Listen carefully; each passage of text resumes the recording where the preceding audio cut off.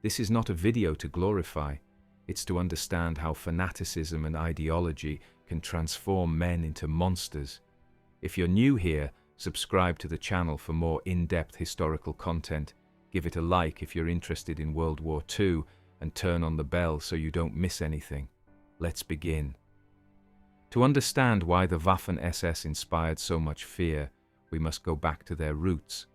The SS were born in 1925 as a small personal protection unit for Adolf Hitler, composed of a few loyal fanatics.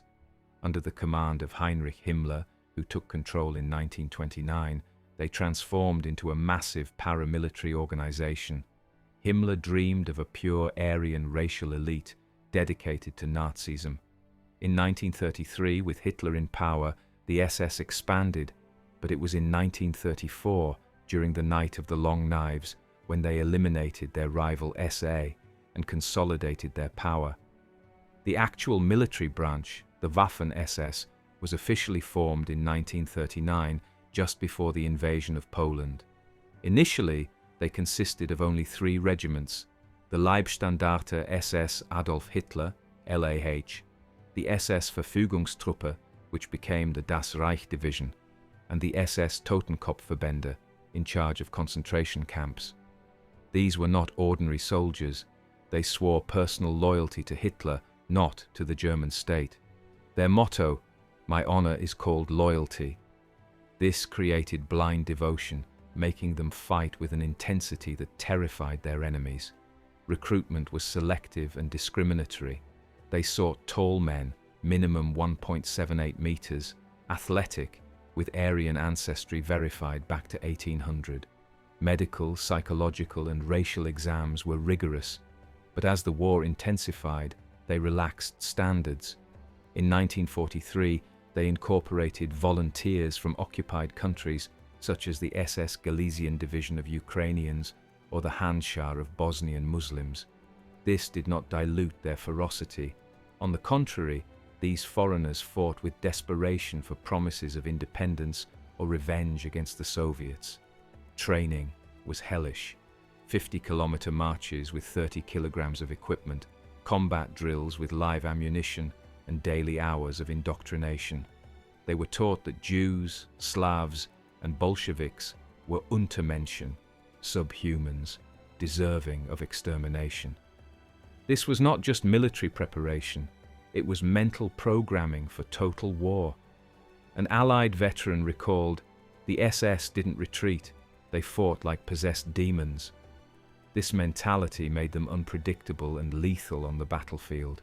One key reason why the Waffen-SS were so feared was their priority access to the best of the Nazi arsenal. While the Wehrmacht, the regular army, dealt with shortages, the SS received cutting-edge equipment. Tanks like the Panther and Tiger Y, with 88mm cannons that pierced any Allied armor at 2-kilometer distance. Infantry weapons, the Sturmgewehr 44, the first modern assault rifle, capable of automatic fire at 600 rounds per minute, MP-40 submachine guns, stick grenades, and Flammenwerfer 41 flamethrowers. Their uniforms were innovative: Erbsentarn camouflage, P-pattern for forests, or Plattenenmuster for autumn environments. This gave them an advantage in ambushes. Tactics: pioneers of the Kampfgruppe, flexible mixed units of infantry, artillery, and armor that adapted in real time. Inspired by blitzkrieg, but with a fanatical twist, suicide attacks if necessary. On the Eastern Front, they used elastic defense, retreating to counterattack with brutal force. Imagine facing an SS division, not only better armed, but motivated by ideology. In the Battle of Prokhorovka during Kursk, 1943, the 2nd SS Panzer Corps clashed with Soviet tanks in the largest armored engagement in history. They lost hundreds of vehicles, but inflicted massive casualties, delaying the Red advance. The Soviets called them Black Devils for their uniforms and cruelty. This combination of technology and fanaticism made them seem invincible. Now let's move to the battles that forged their reputation. Let's start with Poland, September 1939. The Leibstandarte SS participated in the invasion, but not just fighting. They executed Polish civilians and prisoners in massacres like the one in Bydgoszcz. This established a pattern: war without rules. In France, May 1940, the Das Reich and LAH swept through Allied defences in the Blitzkrieg, capturing Dunkirk and forcing the British evacuation. Their speed terrorized the French. Entire villages fled upon hearing, "The SS are coming." But the pinnacle of terror in the West was Normandy, June 1944. The 12th SS Panzer Division Hitlerjugend, composed of young fanatics from the Hitler Youth, defended Caen against Canadians and British. In the Battle of the Bulge, December 1944, the LAH led the advance, massacring 84 American prisoners at Malmedy. The Allies responded with fury: "No prisoners for SS." These actions not only demonstrated military ferocity, but a brutality that motivated enemies to fight harder, yet also instilled panic. Let's pause at Malmedy. On December 17th, the Kampfgruppe Piper captured American soldiers, lined them up, and shot them. Survivors pretended to be dead under corpses. News of this spread, making the Allies see the SS not as soldiers, but as criminals. In retaliation, some Allies executed captured SS. This spiral of violence amplified their fearsome reputation. The real hell for the Waffen-SS was the East, where they committed their worst atrocities. Operation Barbarossa, June 1941. 3 million German troops invaded the USSR. SS divisions like Totenkopf and Wiking led, advancing 600 kilometers in weeks. In Belarus and Ukraine, they massacred entire populations. At Babi Yar, near Kiev, the SS police and Einsatzgruppen executed 33,771 Jews in 2 days, but Waffen-SS units assisted in pacification actions. In the Battle of Moscow, winter 1941, they resisted temperatures of -40 degrees Celsius, fighting house to house. Their fanaticism kept them standing when others collapsed. Then, Stalingrad, 1942–43. Although mainly Wehrmacht, SS elements like the Großdeutschland supported, but it was at Kursk, July 1943, where they shone and bled. The 2nd SS Panzer Corps attacked with 900 tanks, clashing against Soviet defences. They lost, but inflicted 400,000 Russian casualties. The Soviets hated them. Partisans executed captured SS immediately. Let's delve into Kharkov, March 1943. The Das Reich reconquered the city in a lightning counter-offensive, using encirclement tactics to annihilate Soviet divisions. But after victory, they burned villages and executed civilians suspected of partisan collaboration. A Soviet general wrote, "The SS take no prisoners, neither do we." This reciprocity of brutality made every encounter a fight to the death, elevating the terror. Later, in Bagration, June 1944, the Soviets crushed Army Group Center, but SS remnants like the Totenkopf formed Festungs, fortresses, resisting for weeks. In Budapest, 1944–45, the Florian Geyer and others defended the city in a bloody siege, with street fighting reminiscent of Stalingrad.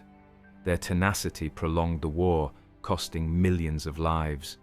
Not all SS divisions were the same, but some stood out for their notoriety. The 1st SS Panzer Division Leibstandarte Adolf Hitler, Hitler's personal guard, absolute elite. They fought on all fronts, from Poland to Berlin. Their commander, Sepp Dietrich, was a loyal Nazi thug, feared for their discipline and heavy firepower. The 2nd SS Panzer Division Das Reich, known for the Oradour-sur-Glane massacre in France, 1944, where they incinerated an entire village, killing 642 civilians in partisan reprisal. In the east, they razed Ukrainian villages. The 3rd SS Panzer Division Totenkopf, formed by concentration camp guards, they embodied death. Their emblem, the skull, symbolized their role in executions. At Demyansk, 1942, they resisted a Soviet encirclement for months, eating horses and fighting with bayonets.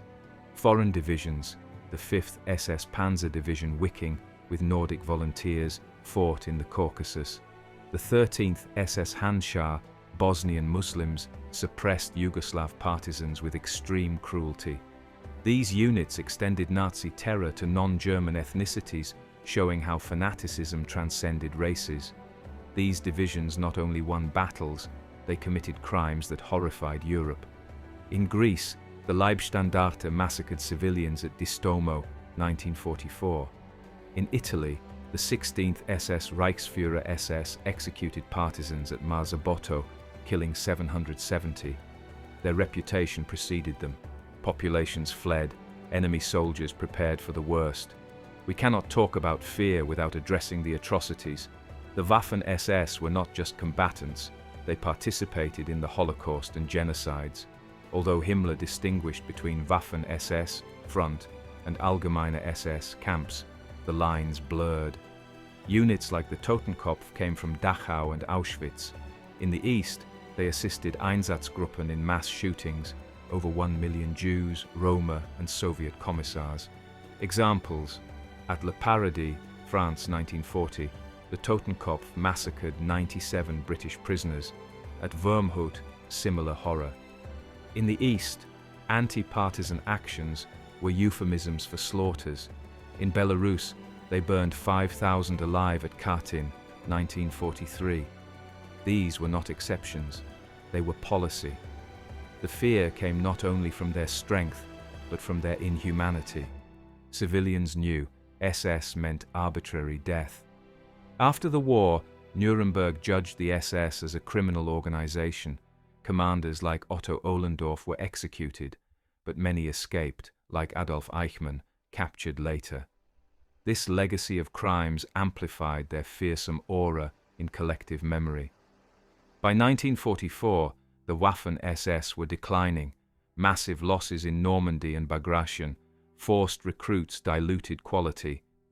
In the Battle of Berlin, April 1945, remnants like the Charlemagne French and Nordland Scandinavians defended Hitler's bunker to the end. Many died, others committed suicide. Himmler tried to negotiate, but was captured and poisoned himself. The end, dissolved in 1945, with 250,000 dead. Their legacy, symbol of extremism.